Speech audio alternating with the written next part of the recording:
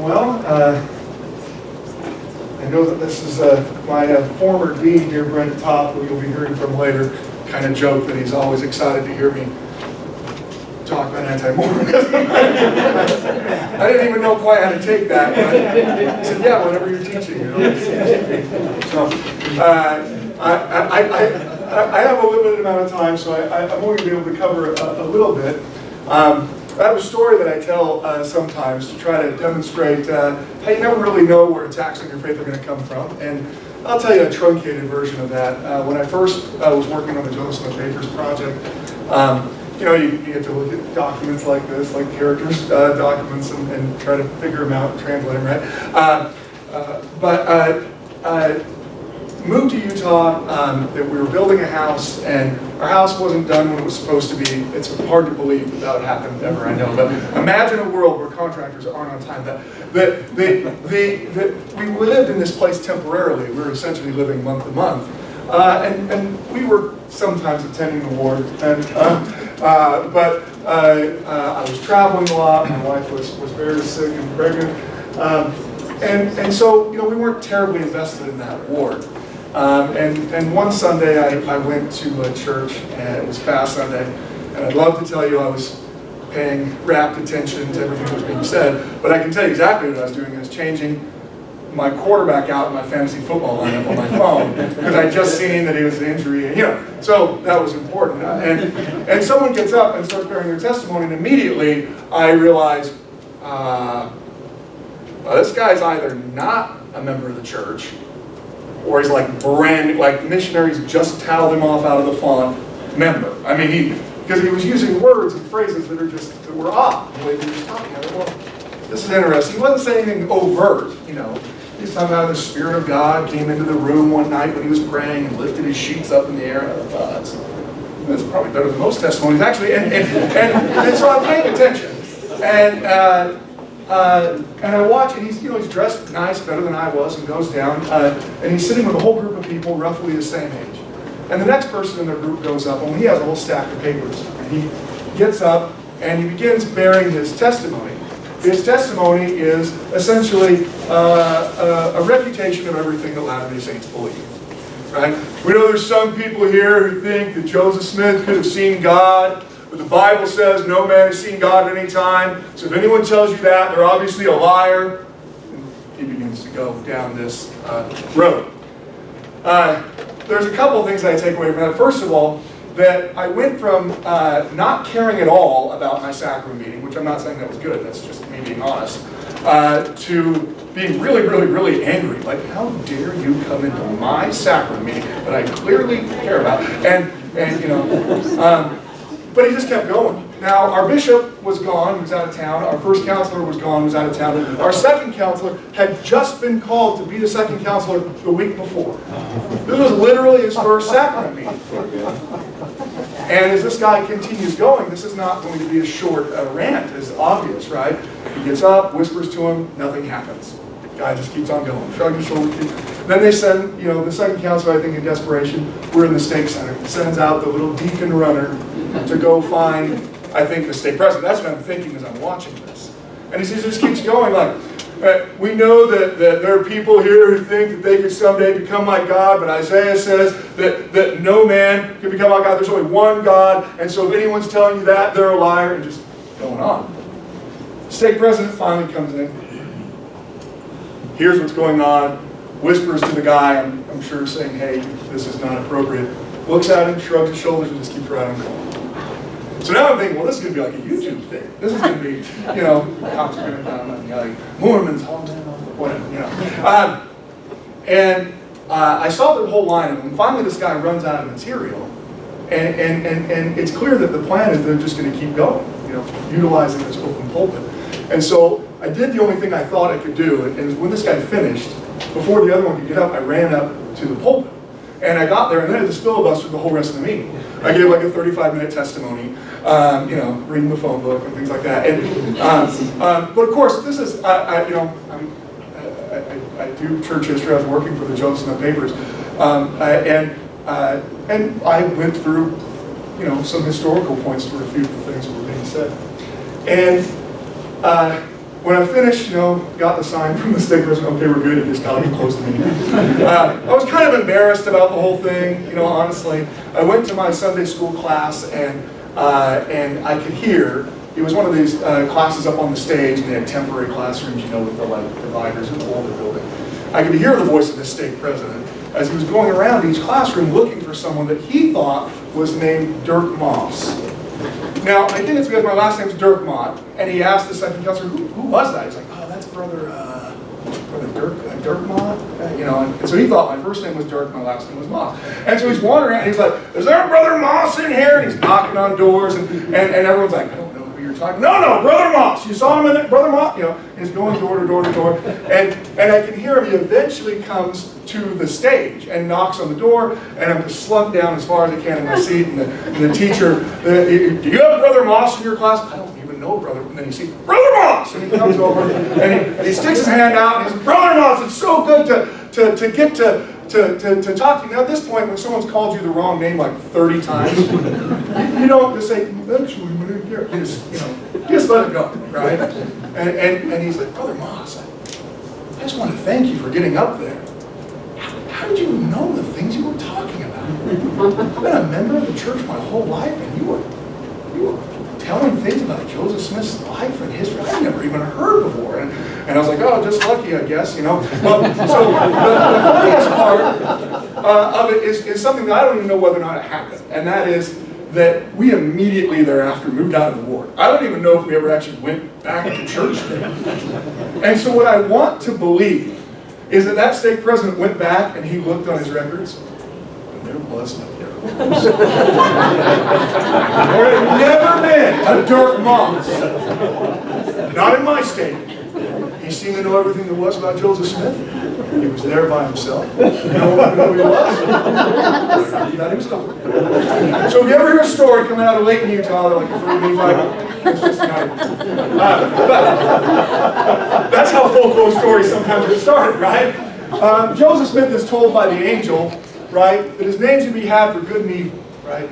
And yet, even though we know that from the beginning, it is still a difficult thing. We have to deal with the fact that people are attacking the founder of our faith, the person who brought us into communion with God, with Jesus, who taught us the truth about Jesus. And so I want to just share a little bit about the evolving tactics of those who attack him. This is probably the earliest comprehensive attack on Joseph Smith that exists. This is from a paper called the Palmyra Freeman. You can see the date on that. It's August 11th, 1829. That's a month before they've even started typesetting the Book of Mormon.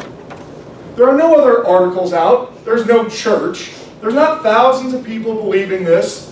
There's like 4 people who believe this, and one of them is Martin Harris. And so it's like sometimes, there's no threat from Joseph Smith's ideas. And so one of the interesting things about the earliest of anti-Mormon attacks is how accurate they are. We can look at this one. This newspaper editor is actually very angry because he actually is approached to publish, this is Palmyra newspaper printer, he's actually approached to publish the Book of Mormon, doesn't have the ability to do it, and sends it to one of his friends. But instead of his friends, Joseph ends up publishing the Book of Mormon with his arch rival, political enemy, and economic enemy, Egbert Graham. So when he publishes this, he is mad because there's thousands of dollars flowing into his enemy's coffers, right? And so you can see some of the things that he has to say, right? The greatest piece of superstition that's ever come within the sphere of our knowledge is something that has for some time past and still occupies the attention of a few superstitious and bigoted individuals in this court. Now back then, bigoted meant dumb. It meant not educated. I mean, it means that now, but especially then. It's generally known and spoken of as the Golden Bible. Its proselytes give the following account of it. In the fall of 1827, a person by the name of Joseph Smith of Manchester, Ontario County, reported being visited in a dream by the Spirit of the Almighty, and informed that in a certain hill in that town was deposited this Golden Bible, containing an ancient record of divine nature and origin. After having been thrice thus visited, and then he starts throwing these in here, as he states. He doesn't want anyone to think, I don't believe this. This is just what he said. After having thrice been thus visited, he states he proceeded to the spot. The Bible was found together with a huge pair of spectacles.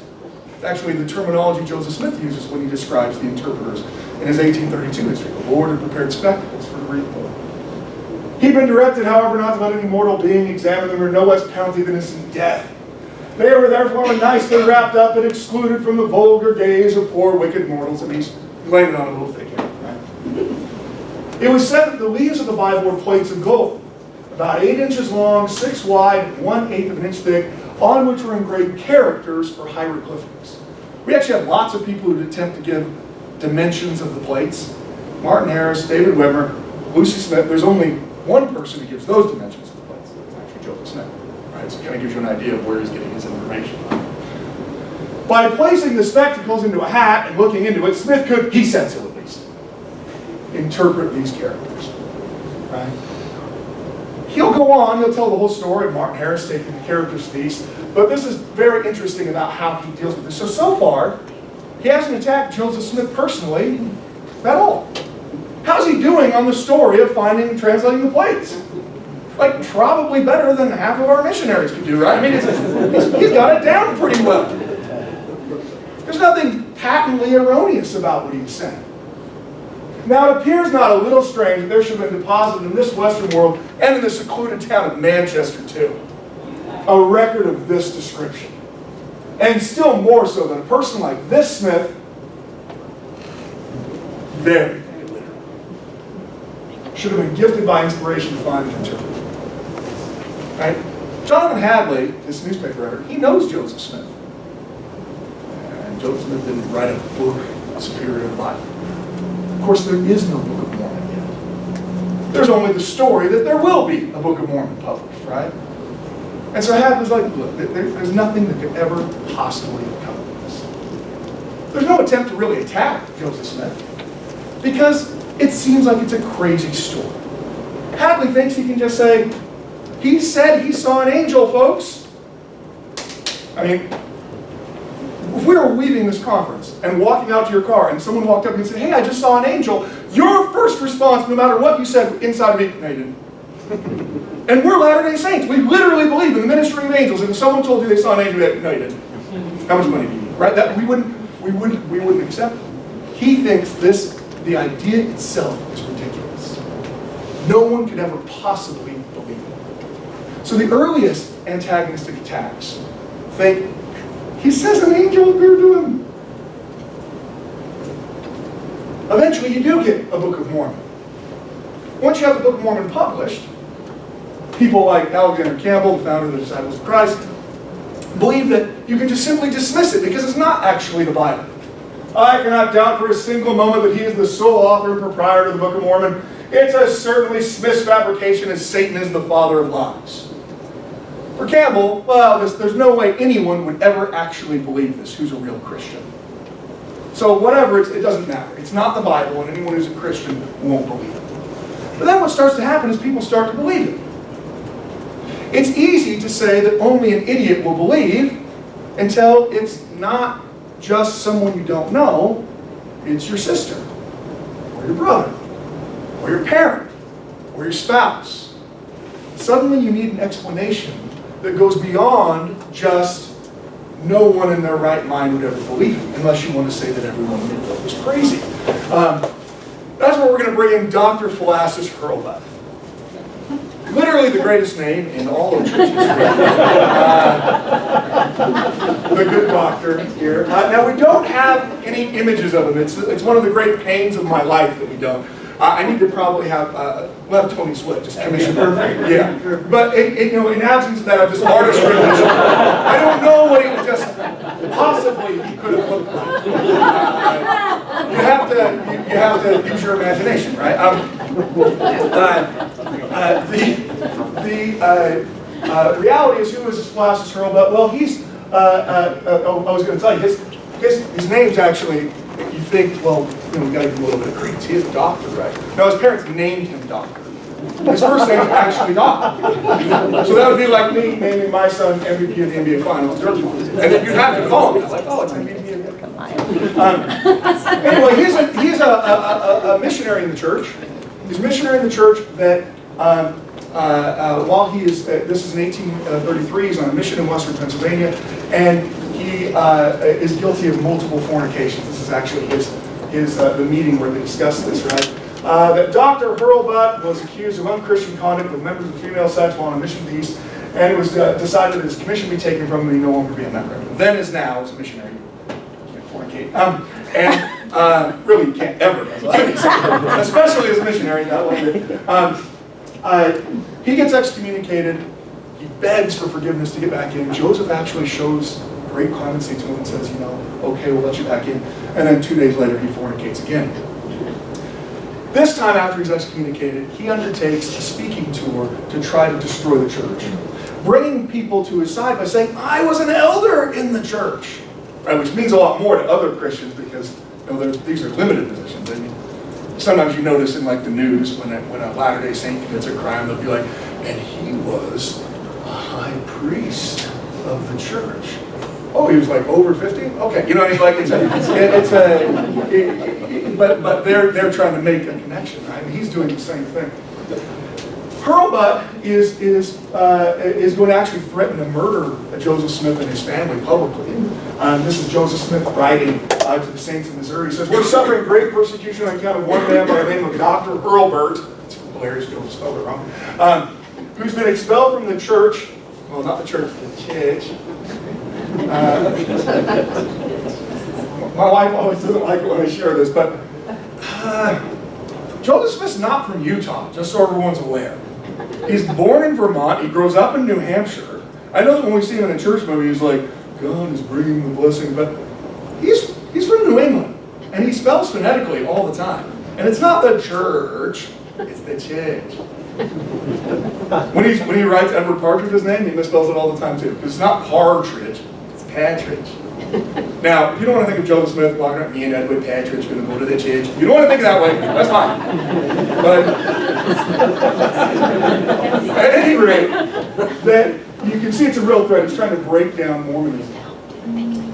Hurlbut is going to be hired by Eber Howe. Eber Howe's a newspaper editor that is in Painesville, Ohio, who has a personal grievance with the church. He doesn't like organized religion to begin with, but then his sister joins the church. And then shortly thereafter, his wife joins the church. Not only does his wife join the church, we actually have the record that she donated money to the Zion's Camp March.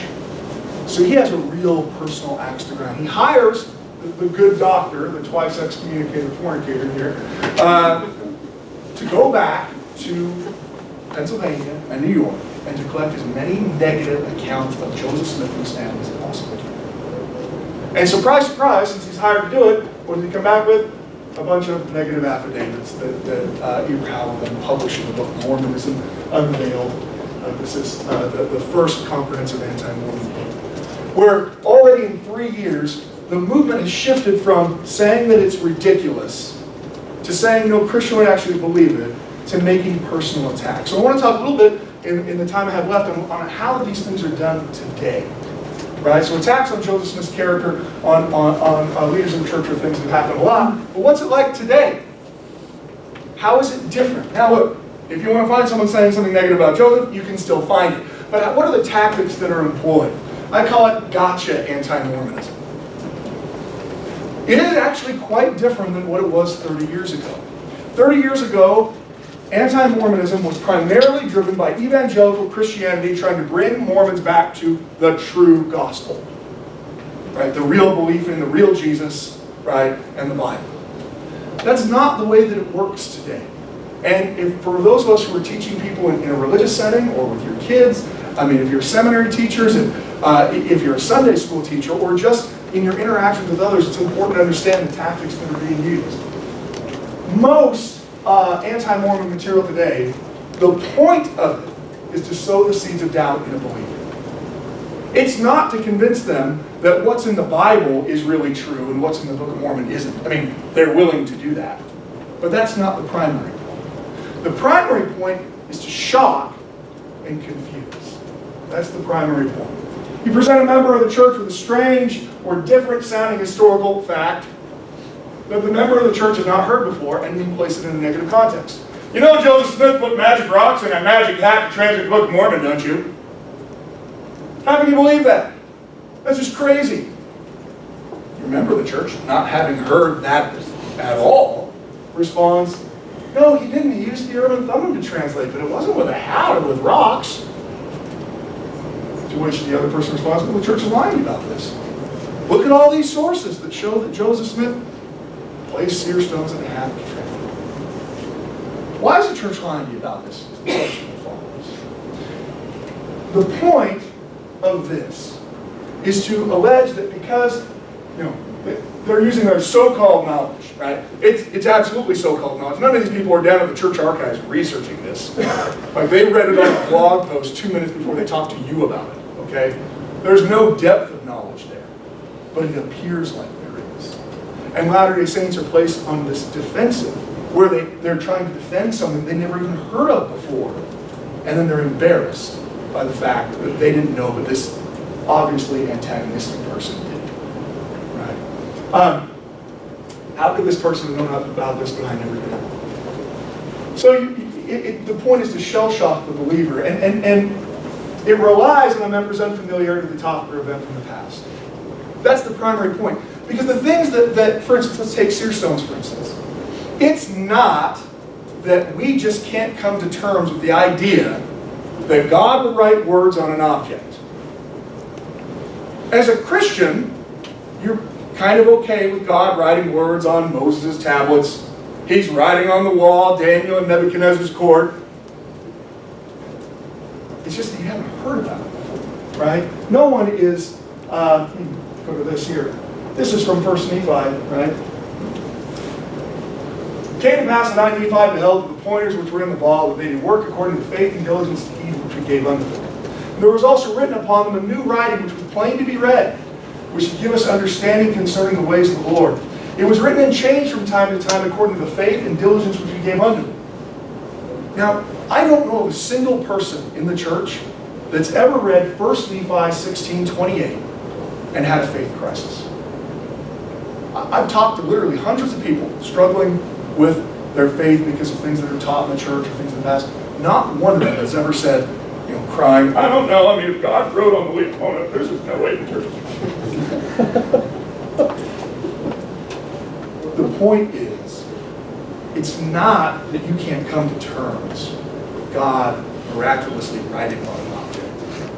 It's just that you hadn't heard about it before. And the opponents of the church today use your lack of familiarity to say that there's something nefarious going on. Now, I want to take a brief amount of time here to share a little bit of what someone who's a far better speaker than me said about it with Elder Ballard here. As church education moves forward in the next 21st century, each of you needs to consider any changes you should make in the way you prepare to teach, how you teach, and what you teach, if you are to build unwavering faith in the lives of our precious youth.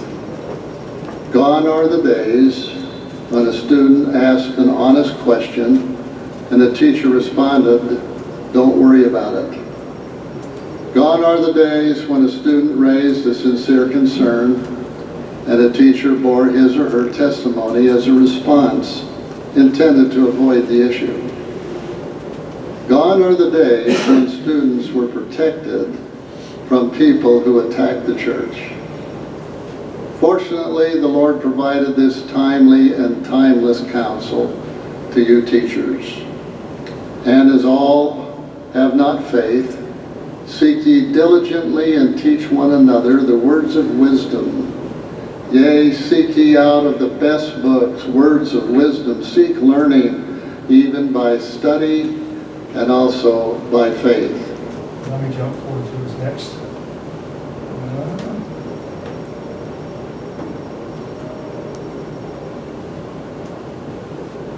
You should be among the first, outside your students' families, to introduce authoritative sources on topics that will be less well known or controversial, so your students will measure whatever they hear or read later against what you have already taught them. We give medical inoculations to our precious missionaries before sending them into the mission field.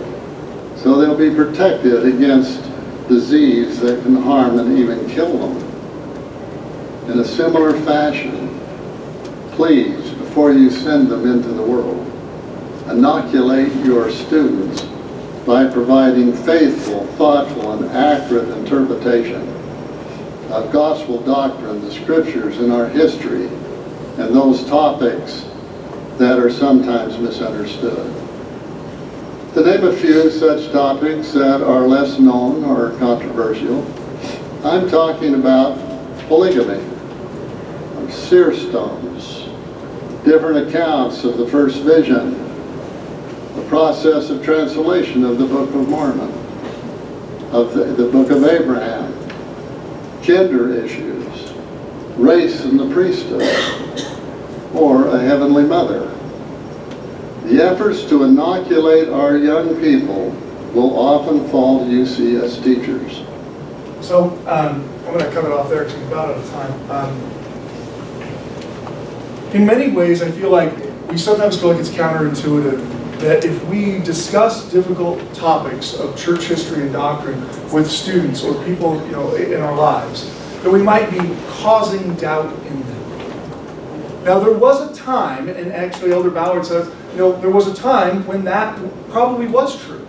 It was really, really difficult to get a hold of anti-Mormon material. You had to want to. But now you're a Siri question or a Google search away. And if we don't teach our children or our students these things, someone else is.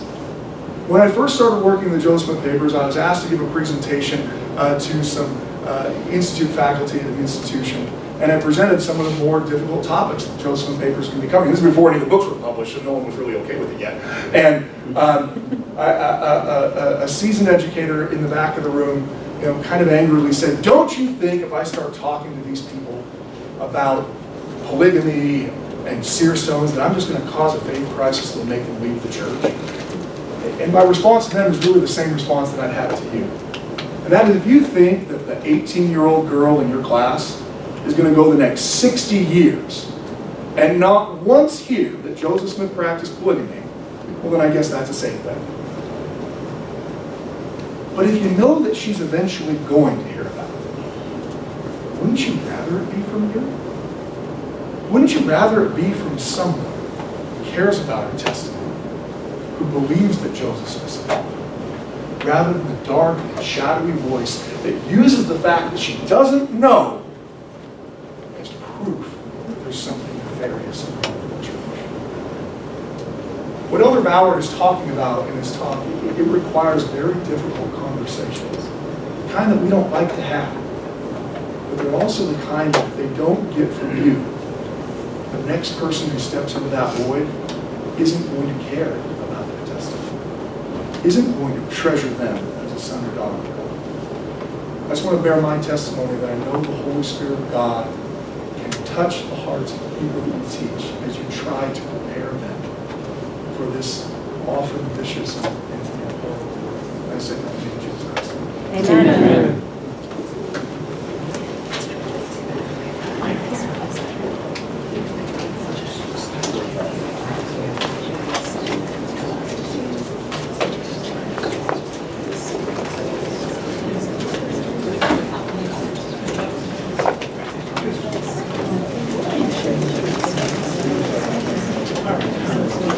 I'm going to shift gears a little bit. In many ways, it's a similar topic coming from a different angle. I'm going to talk about combining faithfulness and learning in a secular academic environment. And I think one of the most significant challenges that Latter-day Saint youth face, particularly those that aren't lucky enough to come to one of the BYUs, is learning how to successfully integrate the secular and the sacred in meaningful ways.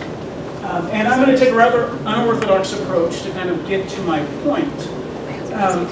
And what I want to do is talk about an institution that has thrived in a secular academic environment, that really its mission, its core purpose is to bring the sacred and the secular together in meaningful ways. And then I want to talk about how it does that, and what lessons can we then learn for individuals to do similar things in a secular academic environment. So to start out, I want to point out, probably something a lot of you know, maybe some of you don't know, the vast majority of academic institutions, particularly universities in the United States, have their roots in religious traditions. And in fact, Harvard is established as a school whose primary point is to do two things. One is to send missionaries out to convert the heathen and savages, the Native Americans, but it's also to prepare people to work in government. And so that's a really interesting underlying point, is that all of these religious institutions begin, these academic institutions of higher education begin with a religious basis. So let's talk a little bit about what happens. In higher education, the process for secularization begins roughly around 1875. And side note, I find that a little ironic that Brigham Young Academy is founded also in 1875, at the time this process really begins to accelerate. And by secularization, I really like George Marsden's definition. This is the transformation from an era when organized Christianity and explicitly Christian ideals had a major role in the leading institutions of higher education to an era when they have almost none. It's this process of moving from we are affiliated with faith-based organizations to maybe we'll let you talk about religion on campus at all. Let's see. One thing that I want to do, I'm going to step back a minute because I want to point out that the concept of a university, even before it comes to the United States, is a place where the sacred and the secular intertwine. In fact, Cardinal John Newman, when he's talking about the idea of a university, has this to say. And he's writing in the 19th century. He says, "I say then that if a university be, from the nature of the case, a place of instruction where universal knowledge is professed, and if in a certain university, so-called, the subject of religion is excluded, one of two conclusions is inevitable. Either on the one hand, that the province of religion is very barren of real knowledge, or on the other hand, that in such university one special and important branch of knowledge is omitted. I say the advocate of such an institution must say this, or he must say that. He must own either that little or nothing is known about the Supreme Being, or that his seat of learning calls itself what it is not." And one of the things that I think is really interesting about the process of secularization in higher education in the United States is, by and large, it's not intentional. Somebody did not just wake up in the morning and decide, we're going to exclude religion entirely from academic subjects and from universities. In fact, in most of the universities, what they're trying to do is they're trying to accomplish a number of things, but they're trying to broaden the space so that more people can come to the university. They're also looking to broaden their financial base so that they can actually afford to do business. And as they do these changes to the way that they accept students and faculty, they slowly begin to marginalize religion. So what influences the nature of a university? Robert Bennett has done a marvelous study that articulates what a faith-based organization, and I would argue any organization, needs in order to be successful in higher education. The first is that it needs to have a vision. There needs to be a really clear and plain vision about what the purpose of education is at this institution. That vision is then translated into a mission that drives what the university does. Hopefully, there's a governance board that buys into the vision and the mission, and that are striving to push the institution forward in this mission. Hopefully, that governance board selects university leaders that have a vested interest in the success of the institution. And then Bennett calls something that I have translated to mean culture, that the university needs to develop an ethos, or a campus culture that values the integration of the sacred and the secular. So let's talk about Brigham Young University and how it fits this model. In many ways, as I mentioned, Brigham Young University is a bit of an outlier. It's founded as a Brigham Young Academy in 1875, when most research universities are beginning the process of secularization. Alan Wilkins and David Wetton have written in a really fascinating article that Brigham Young University actually spends most of the 20th century becoming, quote, more closely tied to its affiliated church and more intentionally religious than any of the remaining religious universities. The success of the university of remaining closely tied to its sponsoring a religious institution and developing first-rate academics, and I think that's important because BYU is trying to do two things. It is trying to be spiritually strengthening and stay really grounded in the gospel of Jesus Christ, but it is also trying to be a top-notch research university. And in fact, of the 200-plus research universities in the United States, at Brigham University's Carnegie level classification, there's between 7 and 9 universities that claim some sort of religious connection. BYU is the most religious of these. And I think there are important lessons that we learn from Brigham Young University's experience that can be tied to individuals. So, let's start with vision. Brigham Young had a very clear vision of what he wanted Brigham Young Academy to be. In fact, he had a very clear vision of what he wanted education in the church to be. Brigham Young believed in the power of secular education. He believed in learning everything that we could learn from that secular perspective, as long as it was bathed in the light of the gospel of Jesus Christ. He believed in mingling the sacred and the secular in meaningful ways. This statement comes from the Brigham Young Academy Deed of Trust that establishes the Academy, and it's very telling about how Brigham viewed the world. The Deed of Trust reads, "All pupils shall be instructed in reading, penmanship, orthography, grammar, geography, and mathematics. Together with such other branches are usually taught in an academy of learning, and the Old and New Testaments, the Book of Mormon, and the Doctrine and Covenants shall be read and their doctrines inculcated in the academy." His vision for education brings the sacred and the secular together.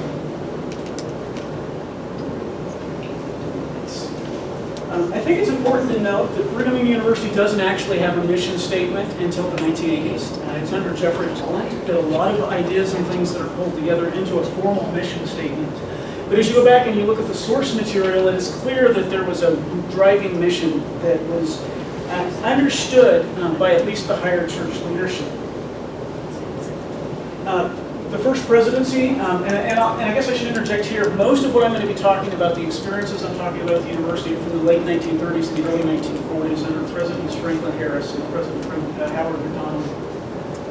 Under Howard McDonald, the first presidency sends a letter out to presidents of stakes and missions trying to convince them to send more students to the Brigham Young University. And what they have to say is that the purpose of the university is to foster education and learning in accordance with church standards. Its crowning purpose, of course, is to graduate men and women who will have also faith in the church, who appreciate its great purposes, and who have a personal testimony of the truth of the gospel of Jesus Christ. We expect that second part, that the crowning purpose is to develop testimony. That's important. I don't think we realize how important the stress on education is. And by education, they're referring to secular education, and then they're going to flavor secular education with the sacred. Brigham Young University has, from the very beginning, had a governance board that believes strongly in its mission. Some interesting facts are that when the academy is first established, it is it's not primarily, it's entirely local. There are prominent businessmen from Utah County.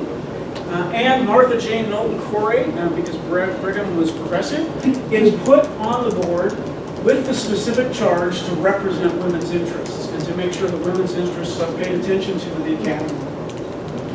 At this point in time, the academy and the church, even though they are not connected. Brigham Young has founded the academy, but he's left it sort of to its own devices. And it flounders along for about 20 years. And multiple points during that 20 years, leadership of the academy goes to the church and says, will you take us over?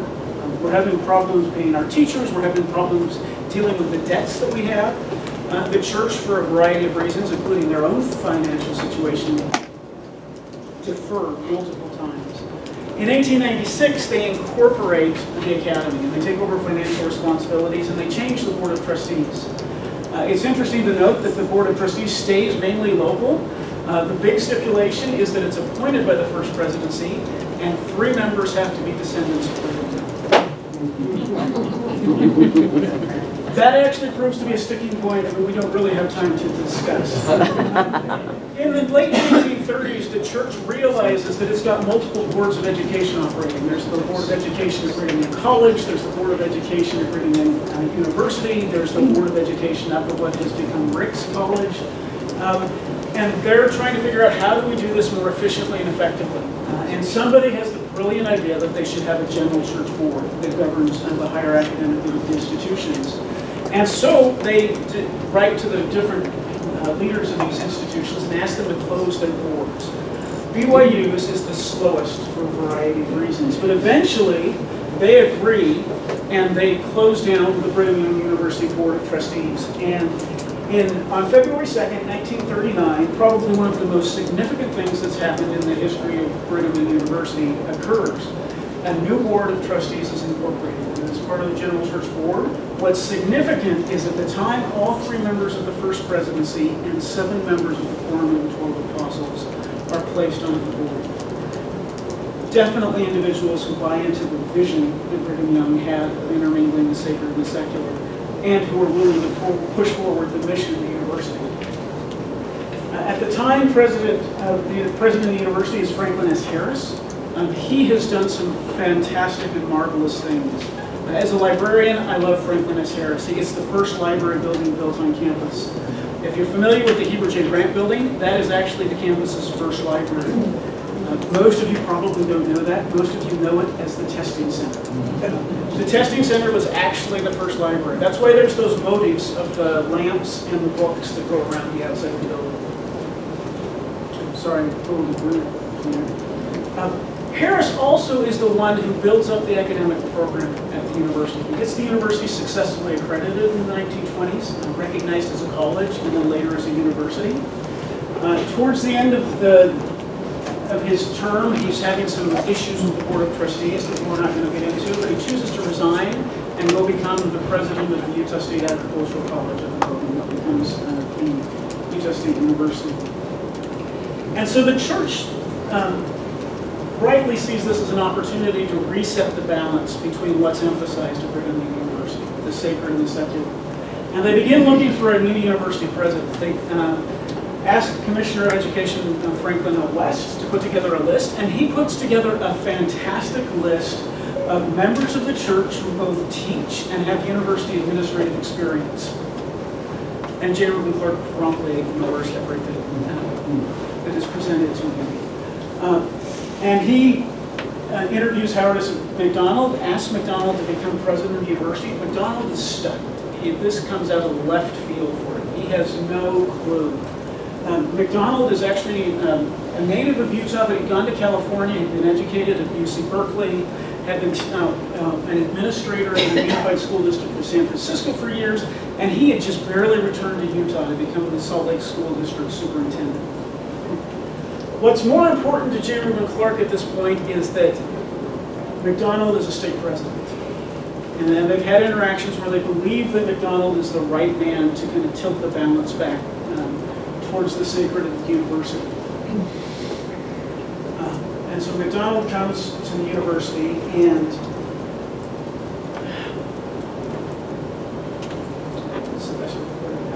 while he does tilt the balance back, McDonald is an educator. At his heart, he believes in the importance of education, and so he continues to push for strong academics at the university.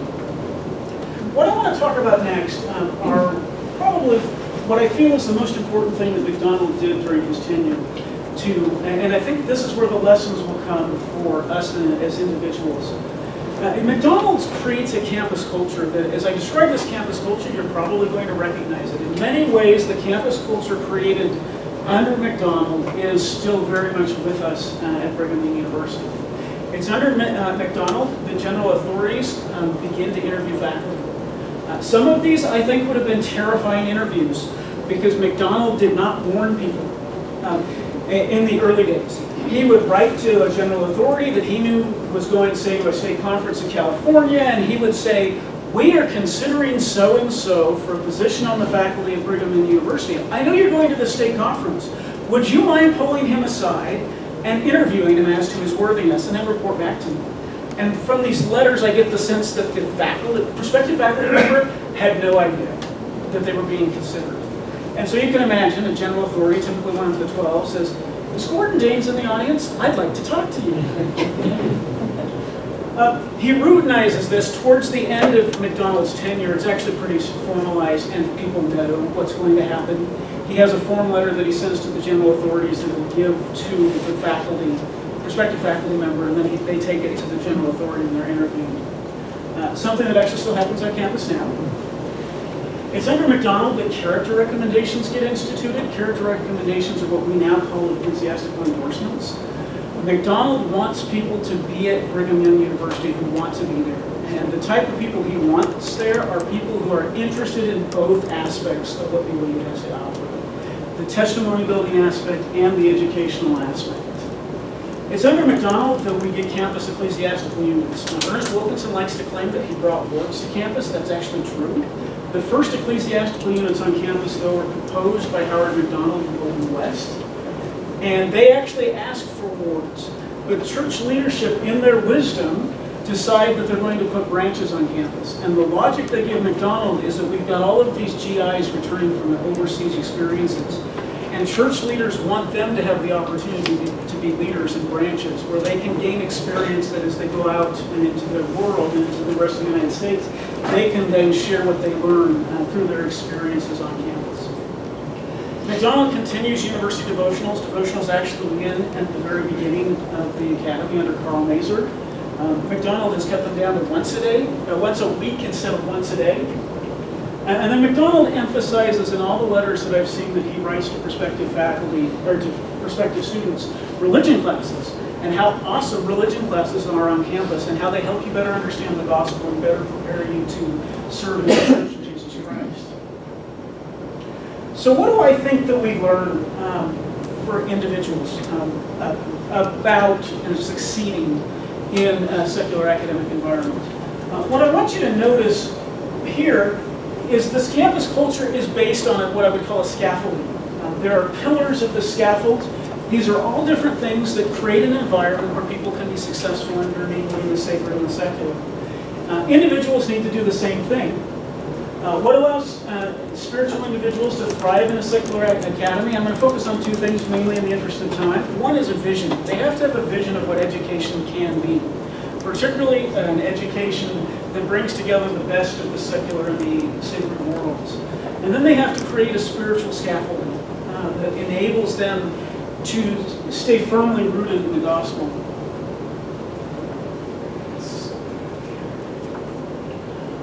The gospel provides a rich vision, I think, for the purpose of education.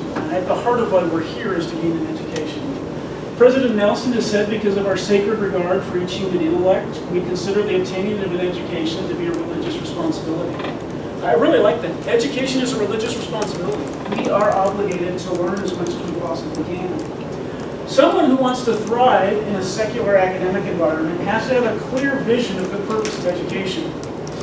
The scriptures teach us that God wants us to educate our minds, improve our skills, and perfect our abilities so that we can be a better influence for good in the world.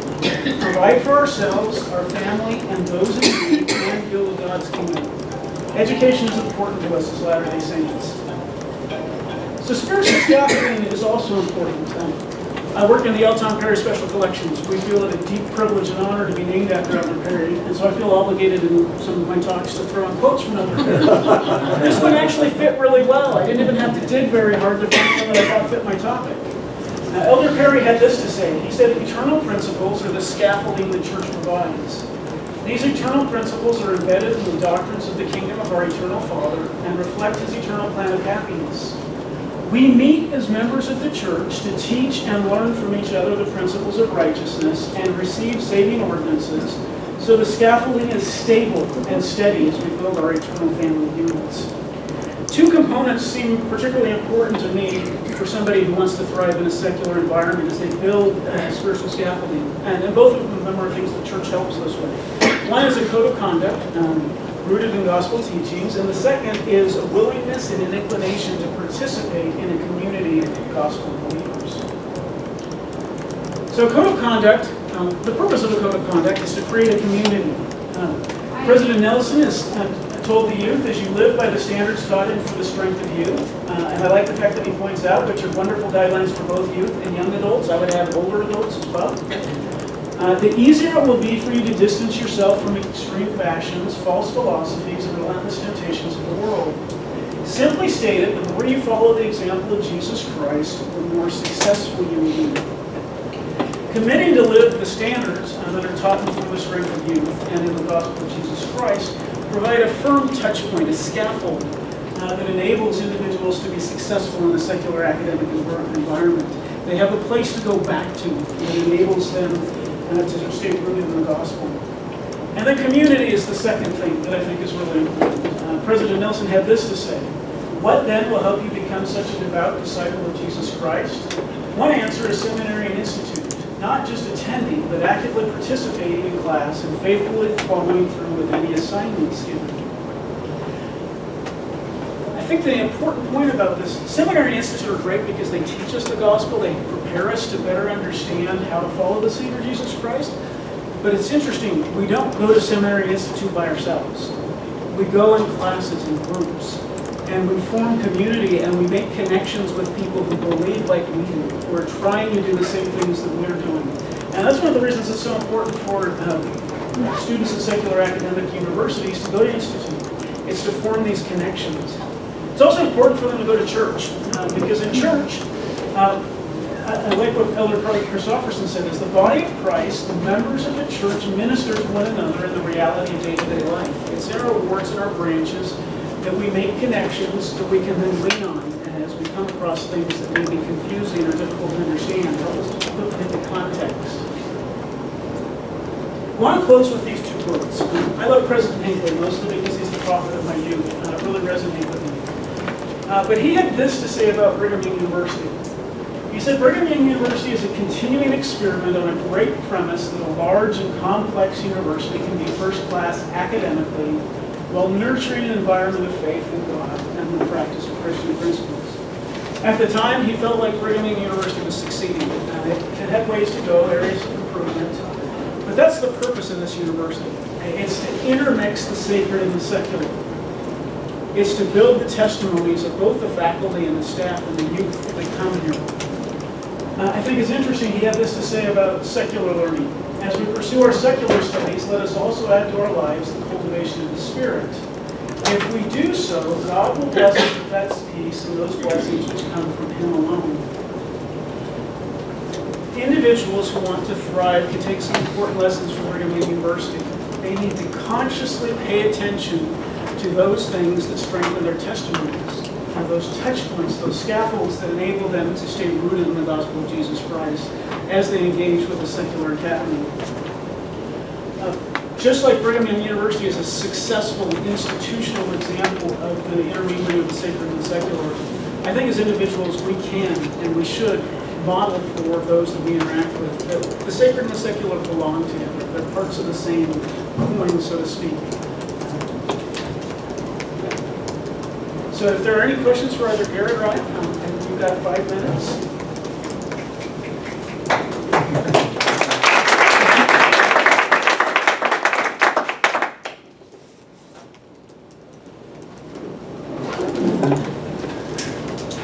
Questions? That's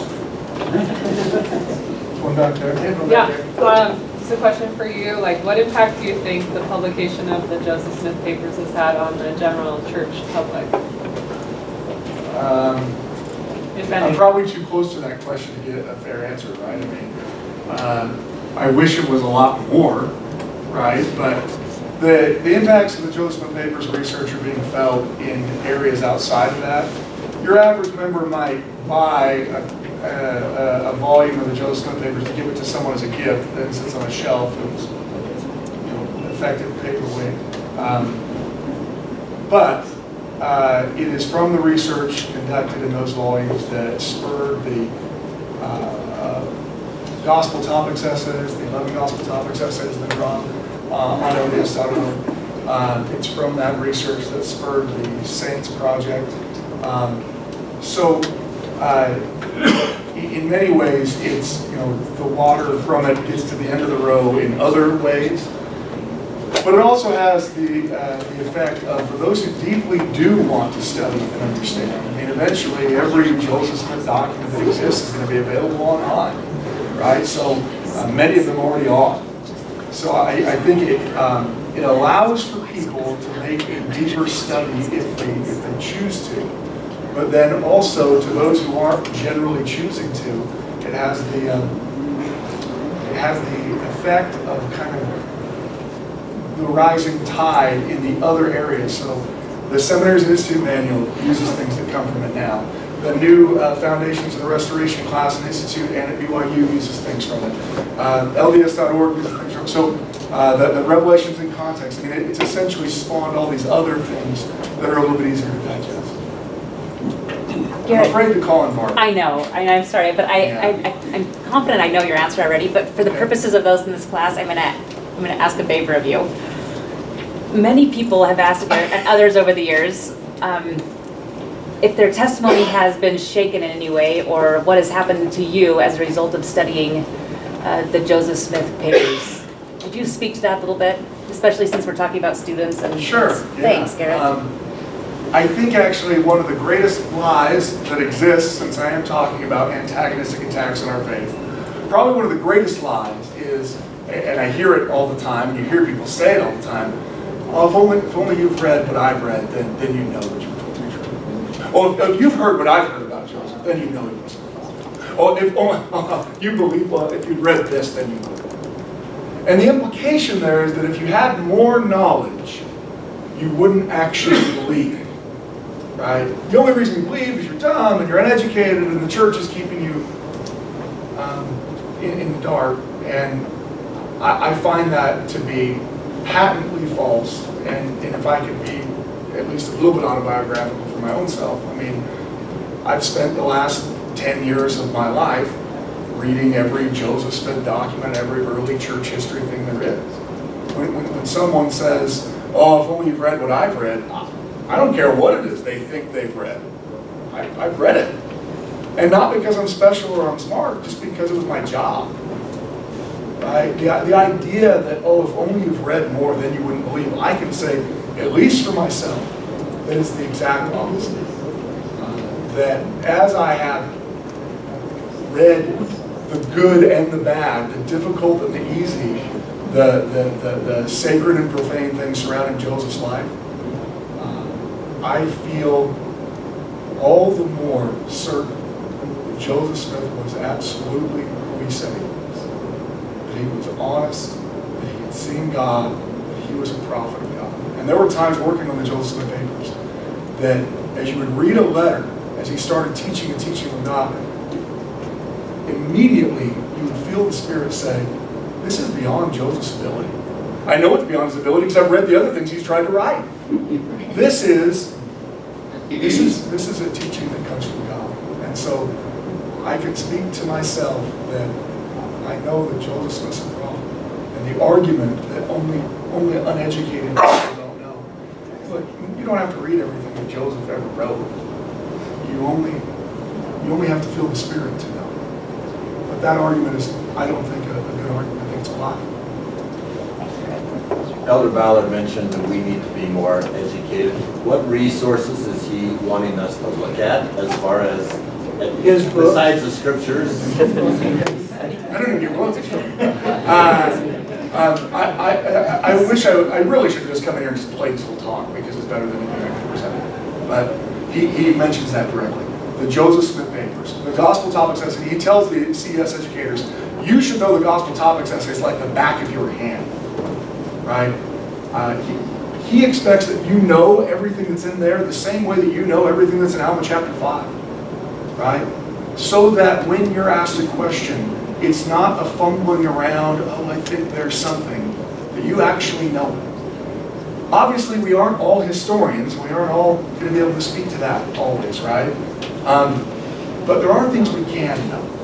And generally, your student that's asking a question, they just want to know that somebody knows. They just want to know that there's some place that someone knows, rather than the shock. So LDS.org has more and more and more. The Joseph Smith papers, the gospel topics essays, and then he also says things that are produced by faithful Latter-day Saint scholars on these topics. Probably out of time. What was the source of that, Elder Ballard? It's a 2016 address to CES educators. It's called The Opportunities and Challenges. Responsibilities. Responsibility. Oh, man. Yeah, see, obviously I don't know that much about it, and everything I've taught you is. Thanks for coming. Let's thank them again around the